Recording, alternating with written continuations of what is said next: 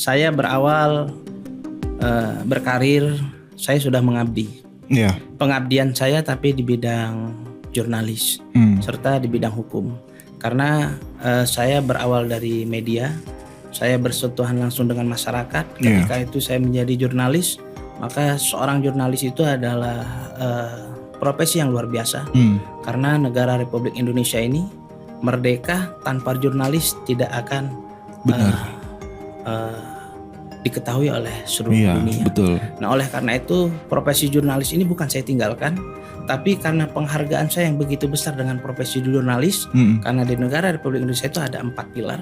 Yang pertama itu adalah eksekutif, yang kedua itu adalah legislatif, yang ketiga itu adalah yudikatif, dan pers kita ini berada di pilar keempat. Pilar keempat ya. Nah, profesi saya saat itu berada di pilar keempat.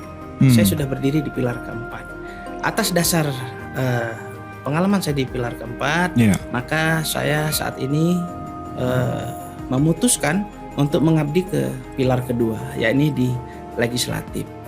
Mudah-mudahan jalur di legislatif ini mampu mengabdikan diri saya untuk memperjuangkan aspirasi rakyat.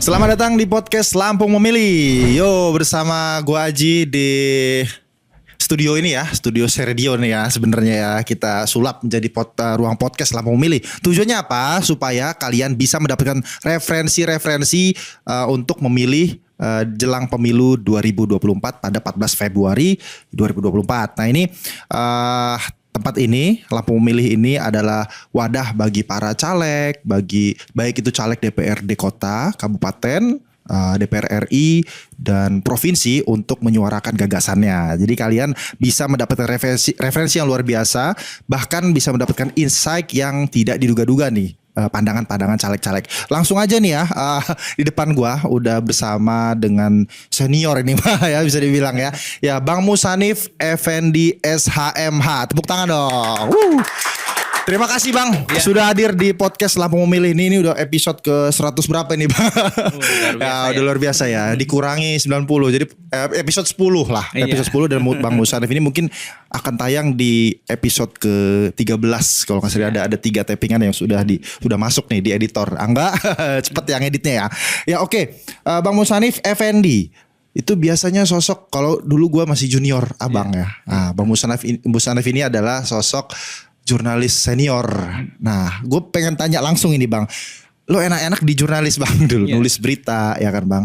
Kemudian kok bisa gambling atau sudah dipikirkan dari awal, sudah diukur bahwa keputusan Abang masuk ke dunia politik ini adalah benar. Nah ini apa yang melatar belakangi Abang untuk masuk ke dunia politik yang serba tidak jelas? Atau ada pandangan lain nih? Oke, Bro Aji, bro aja kali ya. Iya. Karena kaula muda itu kan kalau kata Soekarno, berilah aku seluruh orang tua, maka akan ku cabut Semeru sampai akar-akarnya.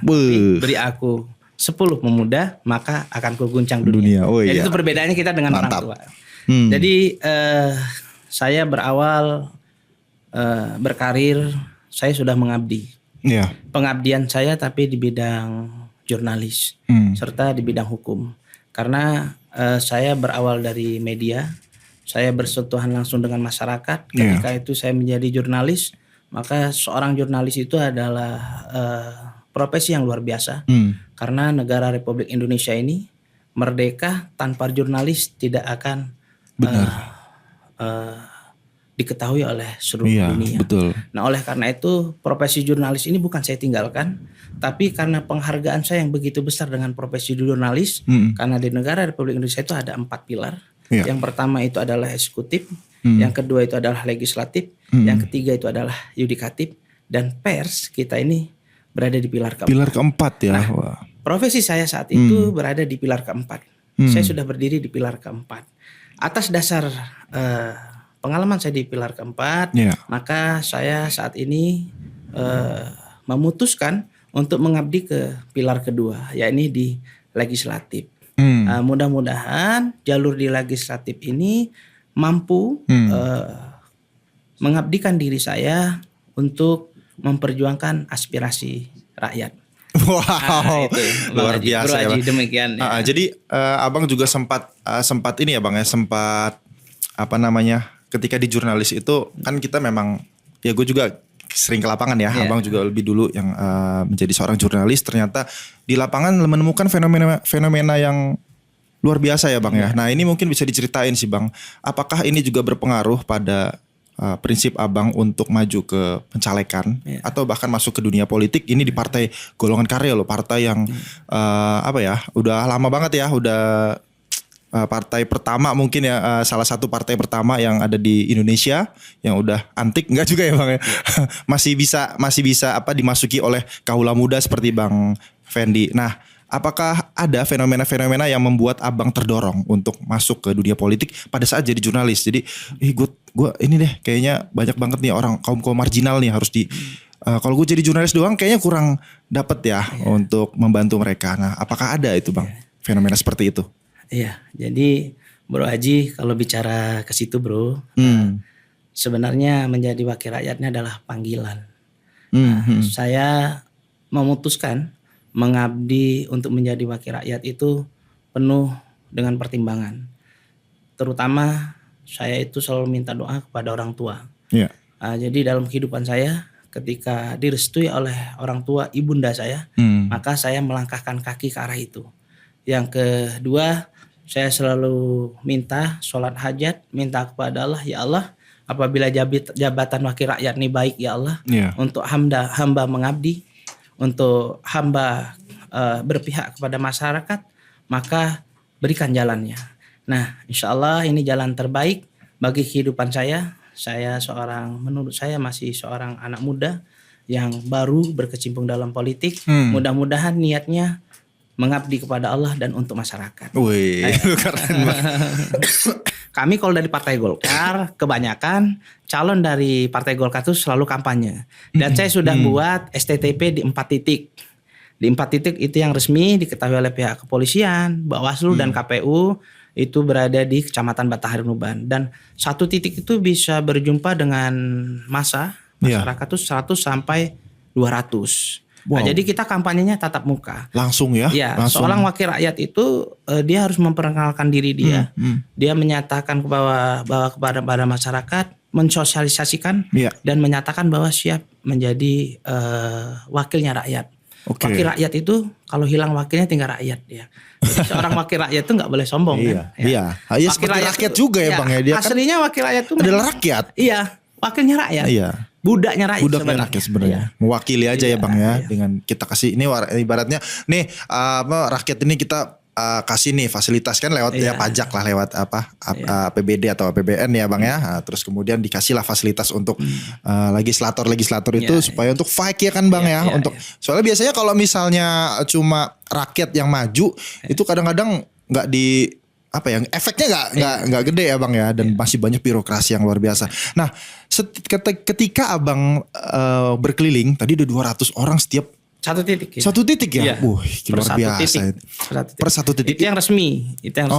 Yang tidak resmi mungkin sudah ratusan ya, udah hampir ribuan kali saya turun ke semua desa. Karena saya baru. Saya harus bersosialisasi karena selama ini sebelum jadi wakil rakyat saya itu terbiasa memang memperjuangkan proposal desa-desa terkait pembangunan, tapi melalui jalurnya adalah sebagai Ketua Persatuan Wartawan Indonesia. Sebab saya sebagai sekretaris 2 tahun PWI, saya sebagai ketua itu 6 tahun, 2 periode saya sebagai ketua PWI. Saya memutuskan di bulan Maret 2023 untuk mengundurkan diri karena mencalonkan sebagai anggota dewan. Sebab saya lebih baik mengundurkan diri, saya menjaga marwah PWI daripada saya nanti merusak marwah PWI. Dan aturannya juga memang begitu. Nggak boleh ini ya, nggak boleh punya dua.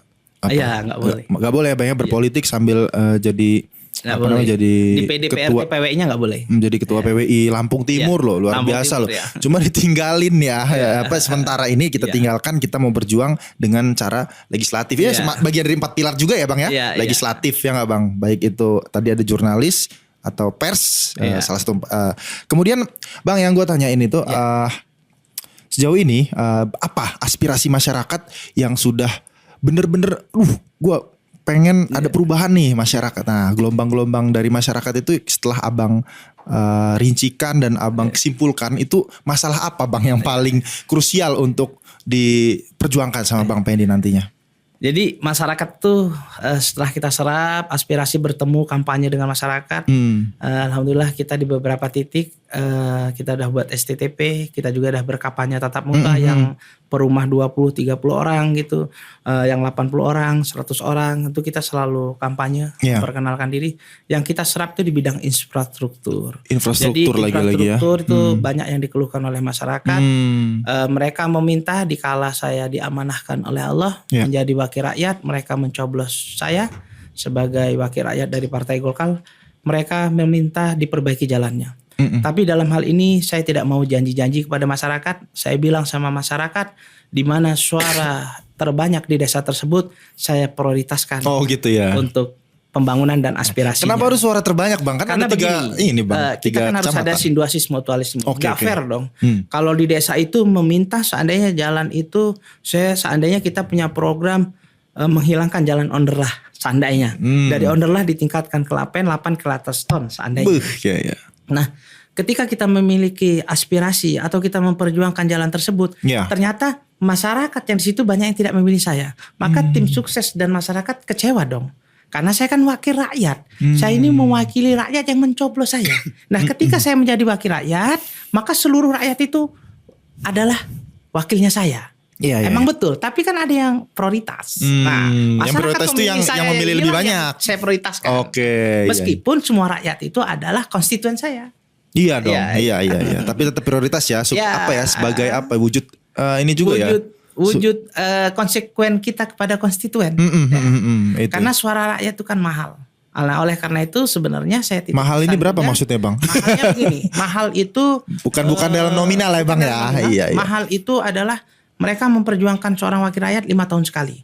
Nah, oleh karena itu pilihlah wakil rakyat yang semata-mata bukan karena uang. Iya. Dia ada ini wakil rakyat, calon wakil rakyat, dia jadi seandainya dia tidak pernah kampanye karena dia di akhir seandainya main tembak, main uang seandainya. Tapi dia nggak pernah kampanye. Justru tapi kepilih tuh ya. Itu yang membahayakan. Yang menyakitkan itu ya. Yang membahayakan itu. Dia biasanya kan datangnya 5 tahun sekali kalau yang begitu. Iya, dadakan aja. Oleh karena itu saya merubah paradigma, saya menjadi wakil rakyat, saya mencoba menjadi wakil rakyat yang menganut politik moral. Politik moral ini mengedepankan aspirasi rakyat. Enggak semata-mata uang itu bisa membeli segalanya. Jadi kita sentuh hati masyarakat, kita ambil, kita galang, minimal tarbiyahnya kelak suatu saat saya dipanggil oleh Allah sakratul maut, masyarakat itu menyelamatkan saya. Masyarakat itu menghantarkan saya ke alam kubur. Karena kullu nafsin dha'iqatul maut. Setiap makhluk yang bernyawa kita semua akan meninggalkan dunia ini. Ketika kita meninggalkan dunia ini minimal doa orang-orang itu yang dijabah oleh Allah. Karena itu tadi niat saya, ya Allah, apabila jabatan ini tidak baik, lindungi hamba ya Allah. Masya Allah. Apabila ini baik ya Allah, ijabah. Karena seorang wakil rakyat itu adalah khalifah. Ketika kita berbicara khalifah, keuntungannya jangan semata-mata dunia. Kita pakai keuntungan untuk akhirat. Begitu kira-kira. Demikian. Speechless gue udah. Wabillahi taufiq hidayah. Ini luar biasa. Ini komplit ini. Jadi sobat podcast Lampung Memilih. Jadi Bang Mushanif Effendi ini selain jurnalis juga udah pernah memperjuangkan ya nggak Bang? Biasanya kan kalau di dulu ya berita-berita di Lampung Post itu kan ada feature ya Bang ya. Terus ada pokoknya yang human interest, ada juga politik lengkap ya Bang Mushanif selalu mengisi itu sebagai upaya untuk memperjuangkan masyarakat. Itu sebelum kepikir jadi seorang politikus ya Bang ya. Nah, itu udah memperjuangkan tuh. Kemudian masuk ke PWI.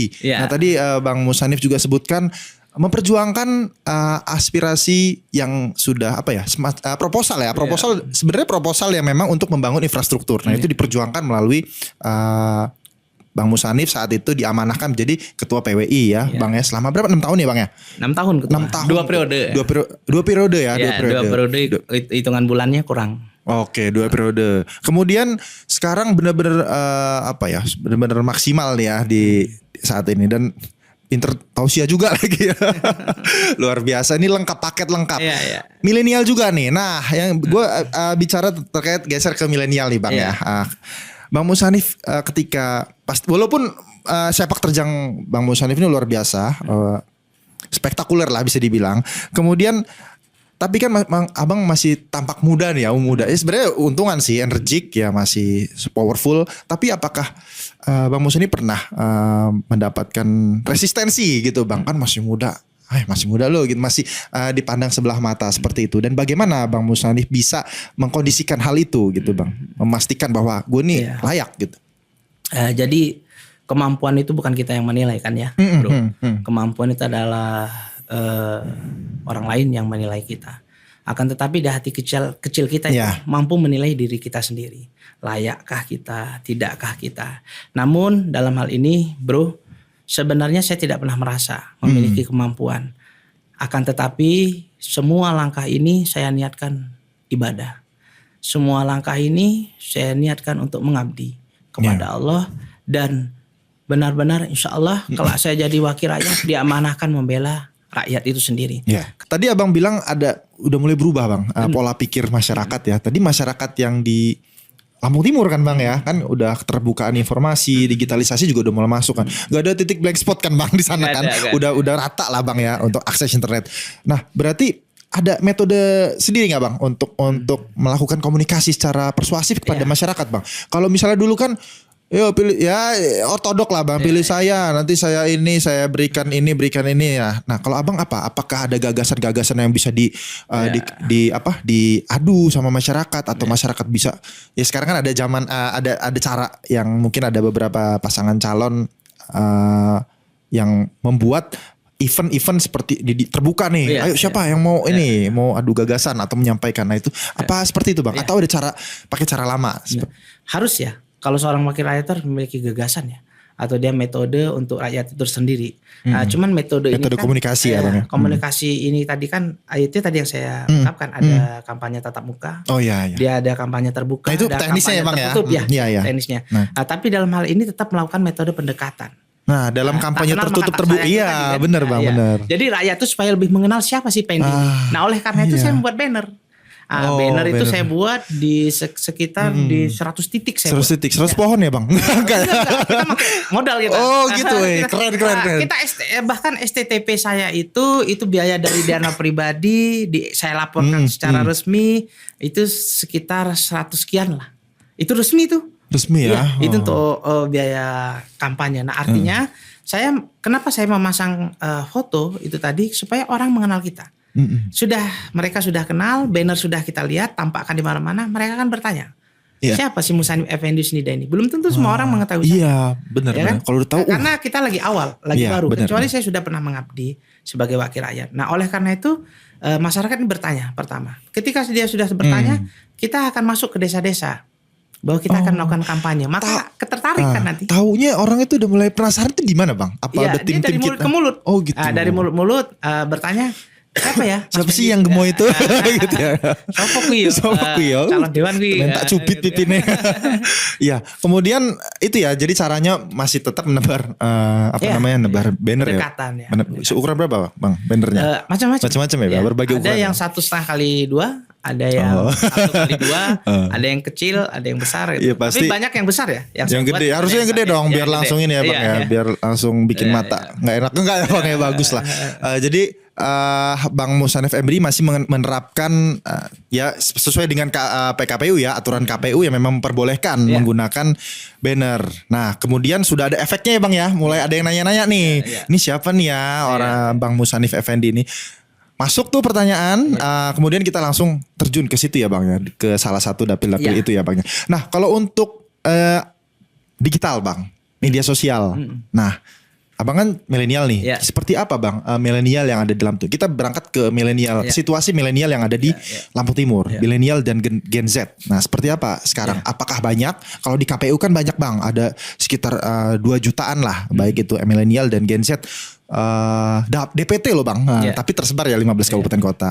Mungkin seperti apa Abang lihat antusiasnya? Kalau kemarin yang kita laporkan resmi itu adalah Facebook, Instagram dan TikTok. semuanya itu Musanib Effendi Snida semua itu namanya. Iya, follow tuh. Tapi meski di luar situ tim-tim kita itu kampanye mereka, saya kampanye, saya berpidato dan ada ajakan untuk memilih saya itu disebar di TikTok, di Facebook dan di Instagram. Namun demikian di Lampung Timur itu belum terlalu efektif ya. Belum terlalu efektif karena kaum masyarakatnya itu tadi di kemarin di TikTok kita itu kita coba di TikTok ajakan kampanye, ternyata yang melihatnya pun sedikit di TikTok itu paling cuma 500 ribu belum gitu kan. Ini kali Bang, di Facebooknya juga begitu, tapi tetap kita sosialisasikan. Kenapa? Itu kan membantu bagi kami calon anggota dewan. Siapa tuh masyarakat dia nggak sengaja melihat di Facebook, melihat di Instagram, melihat di TikTok. Semua saya pull up, kecuali kampanye. Nah, jadi yang di daerah-daerah kampanye itu terkadang nggak saya blow up gitu. Nggak di blow up? Ya nggak di blow up karena kita kan dalam rangka perjuangan ya. Dalam rangka perjuangan nggak semua aktivitas juga harus kita betul tampakkan gitu kan. Hanya ajakan-ajakan saja yang dia sifatnya kampanye digital. Kita buat di TikTok, kita upload di TikTok. Kita kontenin lah ya Bang ya. Kontenin di Facebook dan di Instagram. Gitu. Nah kalau untuk masyarakat milenial bergeser lagi dari media sosial tadi, artinya bisa disimpulkan belum terlalu efektif ya Bang ya. Kalau ngelihat dari kebiasaan masyarakat ya Bang ya, untuk penggunaan media sosial di Lampung Timur. Iya, jadi maksudnya begini, media sosial media sosial itu adalah hanya untuk sarana sampingan dalam kita menggait suara rakyat gitu. Nah, jadi tetap metodenya kalau di daerah kami di suatu wilayah itu tetap tatap muka. Tatap muka. Dia tatap muka, tetap interaksi seperti ini. Kalau berinteraksi langsung itu kan berbeda. Terkadang kita yang dikatakan oleh Bro Aji tadi, apa fenomena? Fenomena dari rakyat itu, kita datang tuh mereka bangga. Walaupun masih caleg? Iya, mereka datang tuh kita bangga. Mereka tuh merasa memiliki seorang calon yang benar-benar rakyat gitu. Didatengin gitu lah ya. Itu jadi, bangga. Nah, makanya Jokowi itu saat itu Pak Jokowi itu kan dia merakyat. Belusukan. Nah, ketika dia pemimpin yang sering merakyat tuh, insya Allah itu pemimpin yang akan terpilih gitu, akan terpilih. Gitu. Itu kalau untuk belusukan ya Bang, memang udah habit berarti Bang ya. Emang jadi harus habit dulu ya, nggak tiba-tiba dadakan tahu-tahu langsung datang ya Bang ya. Itu beda pernah gimana Bang itu Bang? Ya kalau belusukan itu kan brand ya. Belusukan tuh brand. Kalau brand itu kita agak sebut merek dikit ya. Kalau brand itu gini, saya analogikan. Dikala Bro Aji tersesat di tengah hutan belantara, Bro Aji melihat lambang naga merah putih, Bro Aji memastikan langsung mengkol, nggak perlu tanya, karena Bro Aji kehabisan bensin dan perlu ke SPBU. Itu namanya kan brand. Nah, belusukan itu kan brand. Brand dari seorang pemimpin dan seorang wakil rakyat yang memang harus bersentuhan langsung dengan rakyat. Karena dia wakilnya rakyat nih. Wakil rakyat ini kan harus berusukan ke rakyat, harus kampanye kepada rakyat. Jangan sampai gue jadi rakyat, wakil rakyat. Sebelumnya gue ini aktif ke masyarakat, setelah jadi gue nggak merakyat lagi. Nah, ini aplikasi politik yang cukup salah. Jadi kalau kata kuncinya begini, kalau ada seorang wakil rakyat yang dia sudah 2, 3, 4, 5 periode, saya yakinkan wakil rakyat itu kebanyakan dia mengabdi kepada masyarakat. Maksudnya mengabdi ini dia banyak relasi konstituen di rakyat. Kalau nggak dia nggak akan terpilih bro. 2, 3 kali dia nggak akan terpilih. Gitu. Nah, seorang wakil rakyat ini manakala dia tidak merakyat, orang kan nggak kenal. Iyalah. Siapa dia? Siapa Pendi itu? Sedangkan Pendi nggak pernah kampanye sana. Gue nggak pernah datang, nggak pernah datang ke masyarakat. Dia nggak akan pilih gue. Kenal aja enggak, ngapain dia nyoblos? Tapi dikala gue kampanye, gue bawa contoh surat suara, gue bilang bahwa kelak di 14 Februari lihat nomor 4 Partai Golkar paling atas sebelah kanan, di situ ada nomor urut 4 Musanib Effendi Snida, coblos namanya lalu dilipat ke ini ngebantu ini juga ya Bang, mengedukasi juga ya Bang ya. Pendidikan. Terus masih ada juga Bang yang nggak ngerti Bang? Ada dong, banyak. Apalagi masyarakat yang sudah tua.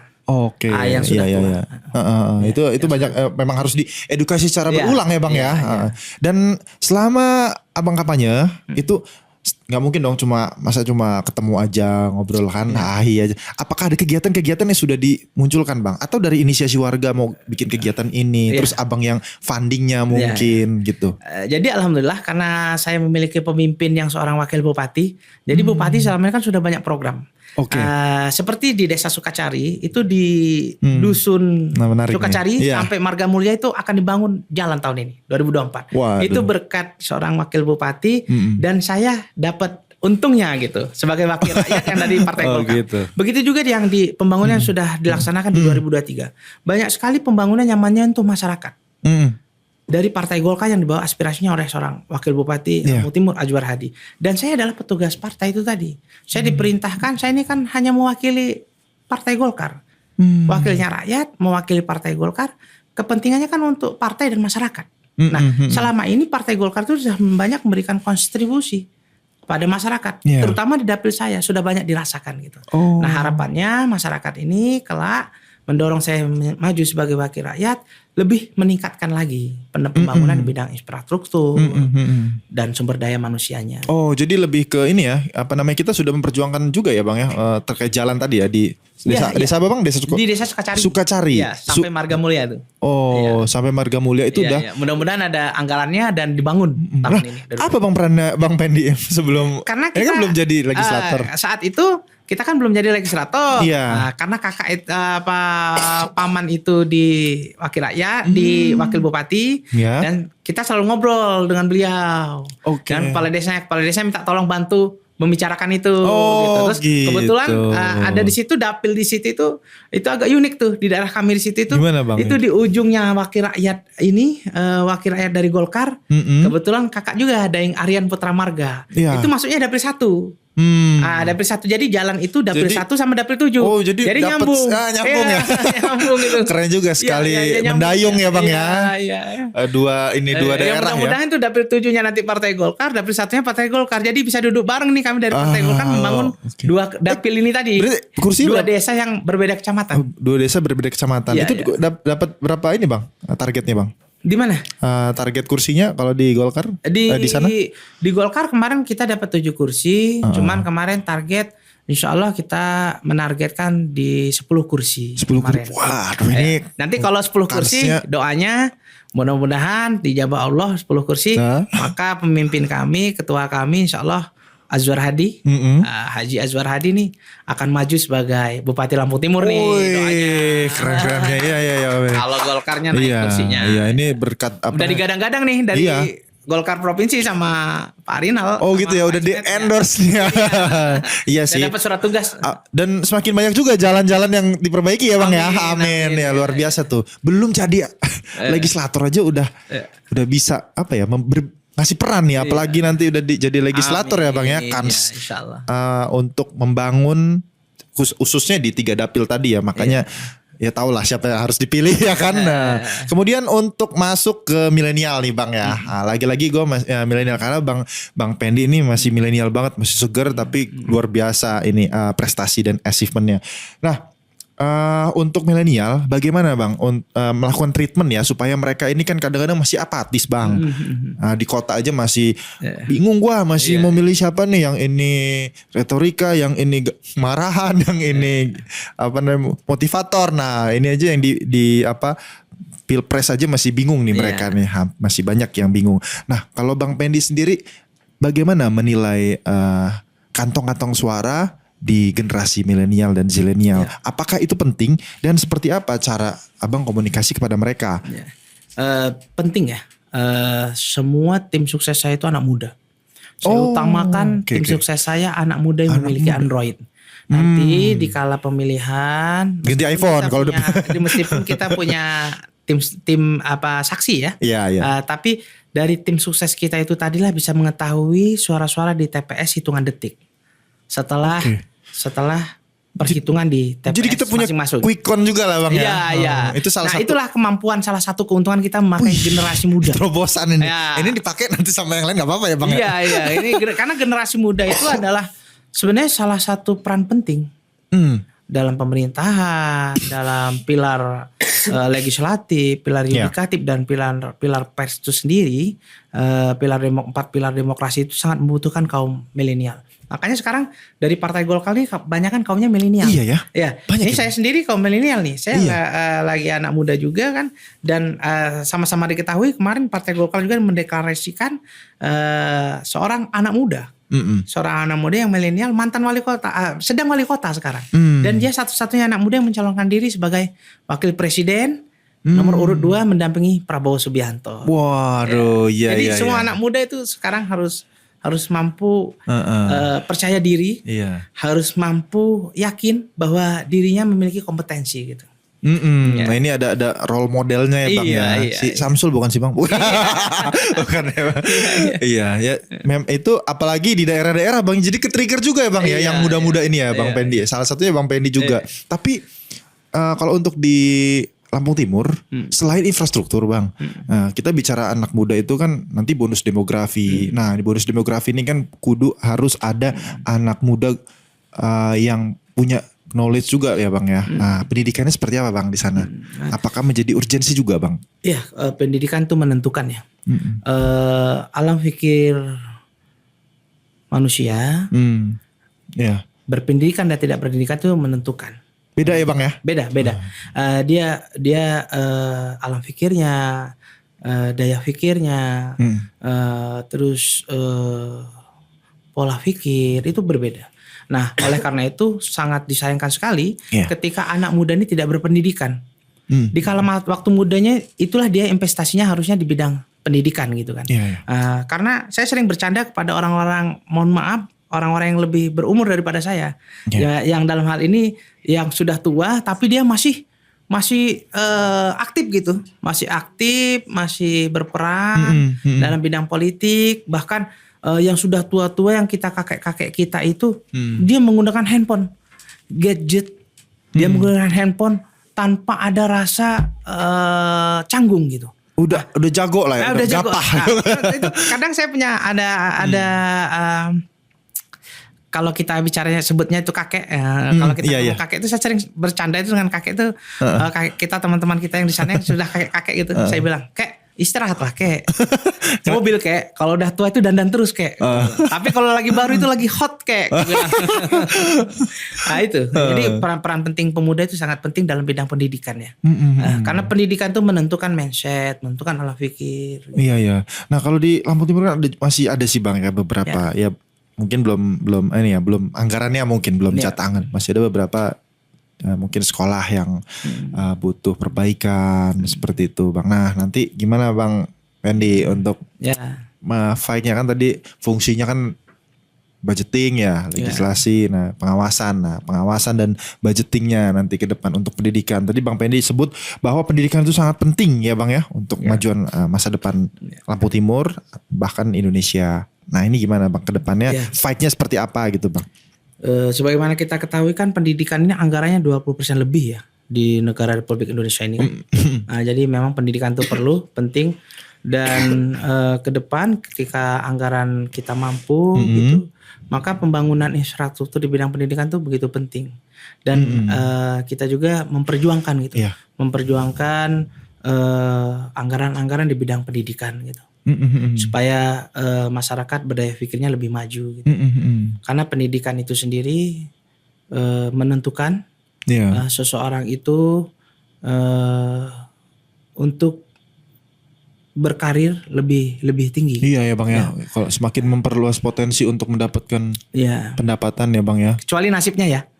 Iya. Tapi ada juga loh orang yang nggak bisa nulis, nggak ada yang bisa hitung, tapi dia megang duit miliaran loh, banyak. Iya, tapi banyak juga. Banding sejuta ya Bang. Iya. Tetap pendidikan ya Bang yang penting. Nanti kalau Abang sampein itu, udahlah gua ikut Bang Pendi aja lah, nggak usah sekolah, pasti masih ada tuh yang kayak gitu. Tapi ingat itu masih perbandingannya cukup ini ya Bang ya. Ya tadi nasib tadi ya Bang ya, nasib yang berpihak pada dia. Tapi tetap pendidikan yang paling penting ya Bang ya. Karena begini. Pendidikan itu kenapa penting? Di zaman penjajahan, waktu kita lagi kolonial Belanda saat itu, kita ini kenapa dijajah? Karena kan pendidikan kita itu kan digempur supaya masyarakatnya itu tidak berpendidikan. Nah, ketika reformasi 9899 maka pendidikan kita kan lebih terbuka gitu. Betul.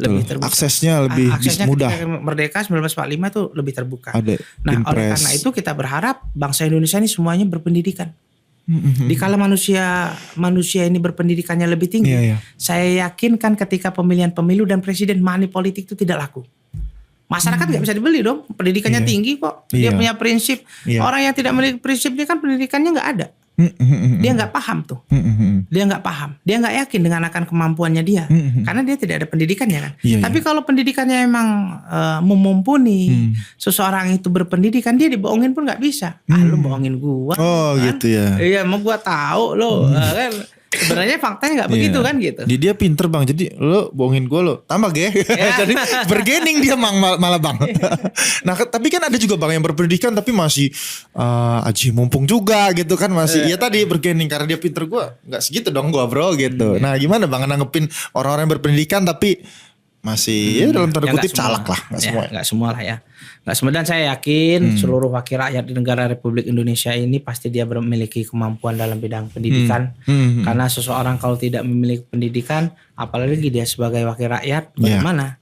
Gitu loh. Sedangkan rakyat memberikan mandat kepada dia menjadi wakilnya, dia kan jadi penopang terdepan nih, di garda terdepan, jadi khalifah. Kalau seorang wakil rakyat tidak berpendidikan, saya rasa konyol ya. Menurut saya itu sebuah langkah yang konyol.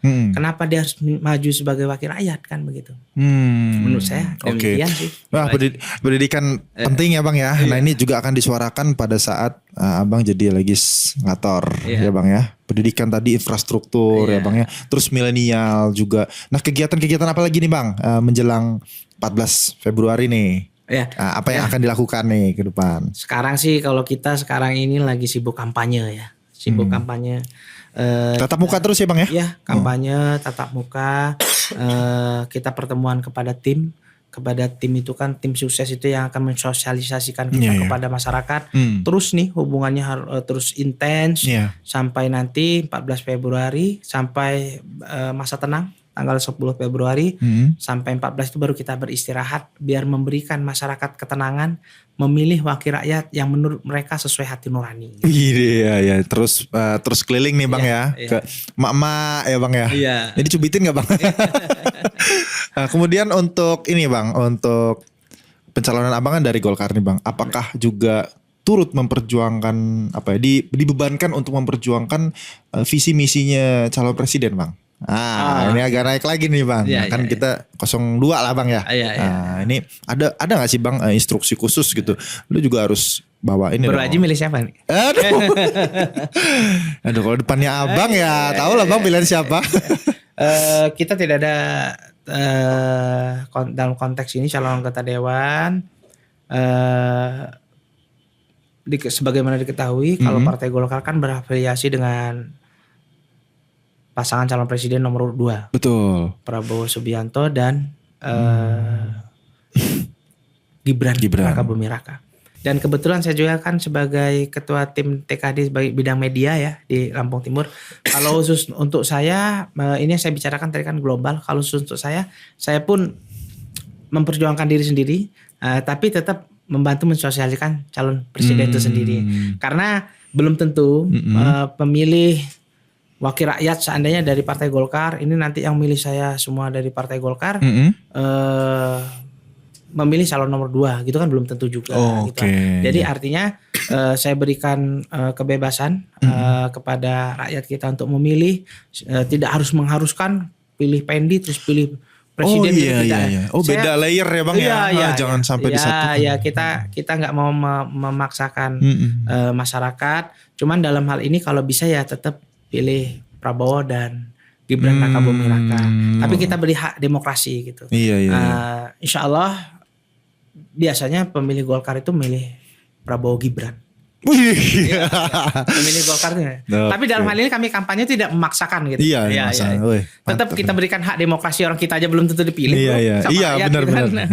Jadi kita harus fokus juga ya pada visi misi tujuan kita dulu ya bang ya untuk 3 dapil 3 kecamatan tadi ya Bang Dapil ya. 7. Dapil 7 ya.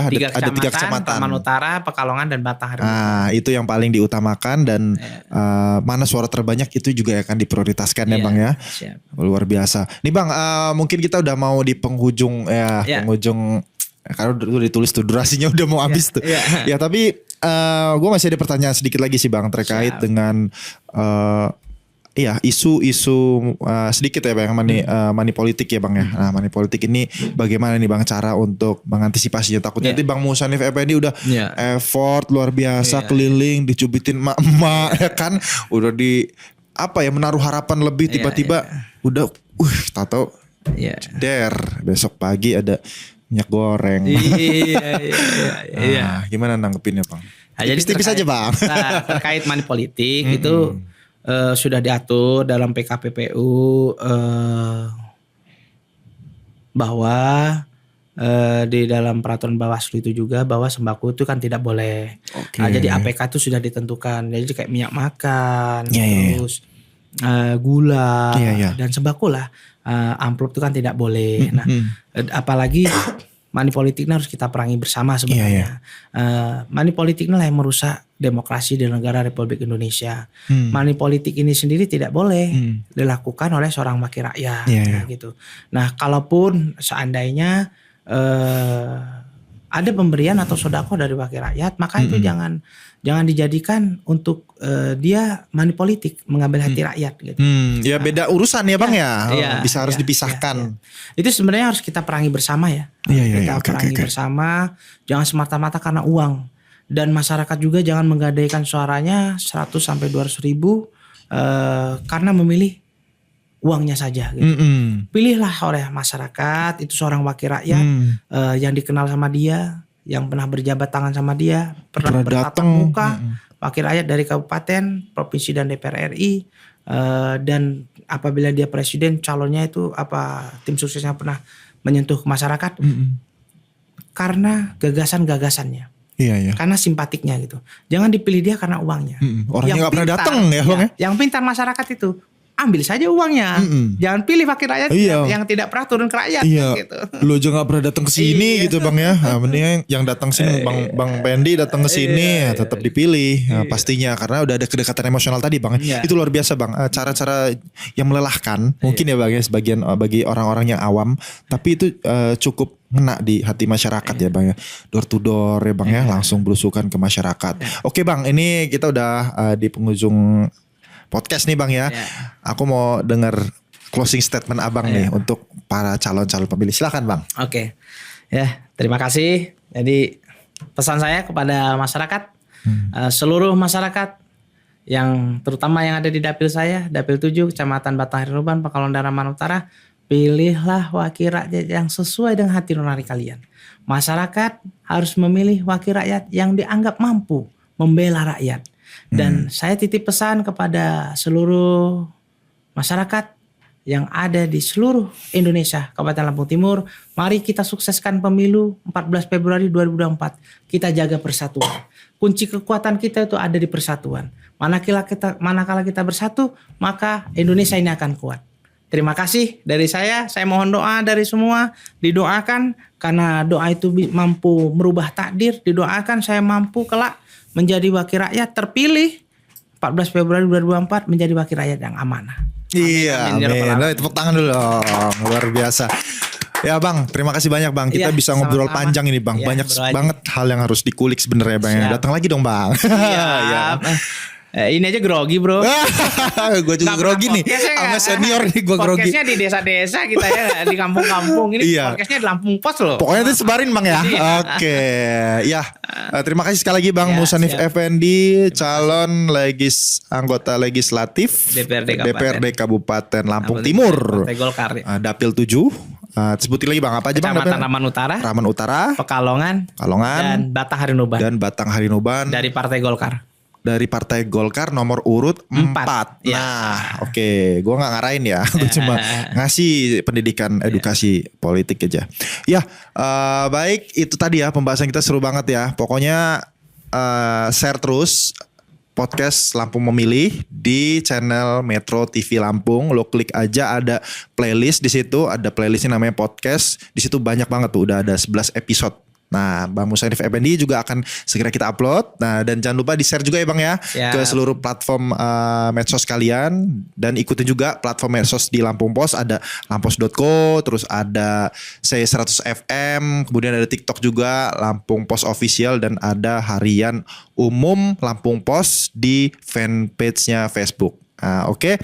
Ya terima kasih Bang Mushanif Effendi dan kru yang bertugas. Terima kasih nih. Iya. Bro Haji, terima kasih keluarga besar Lampung Pos. Iya dong.